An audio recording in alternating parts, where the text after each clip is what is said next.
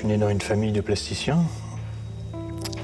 Donc à la maison, il y avait beaucoup d'artistes qui passaient.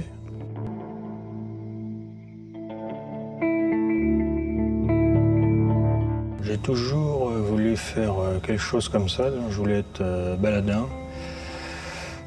Parce que je voulais avoir un métier que je porte en moi, que je ne puisse pas perdre ou me faire voler, ou quelque chose qui soit avec moi toujours.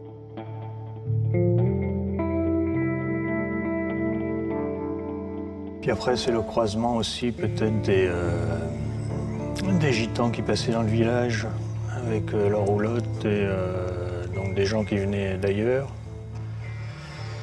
Et ça aussi, c'était une forme de liberté qui m'intéressait.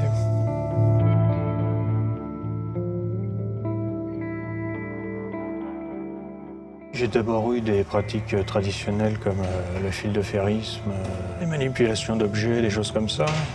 Après, j'ai commencé à faire des choses qui étaient en dehors de ces pratiques. Et puis un jour, j'ai décidé d'exclure toutes les pratiques dites traditionnelles dans mes spectacles pour ne montrer que des choses qui soient du domaine des pratiques non traditionnelles.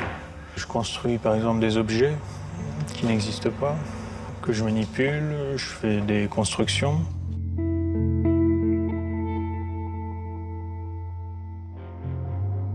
Je cherche à explorer les frontières du cirque pour ne garder que ce qui est le fond, à mon avis, du cirque, qui est l'espace.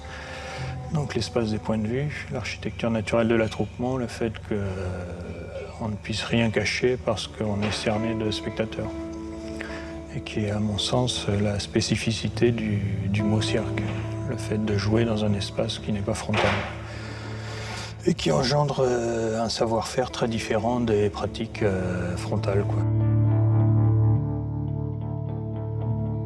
Je suis une sorte d'alchimiste qui travaille dans un laboratoire public.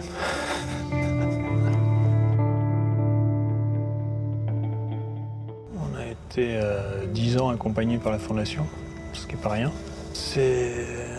C'est très confortable d'avoir des gens toujours prêts à vous aider quand les choses deviennent compliquées, difficiles. Et on a toujours été très soutenus dans ces moments avec la Fondation. On a été compris et accompagnés toujours dans nos besoins. C'est les gens qui sont très présents.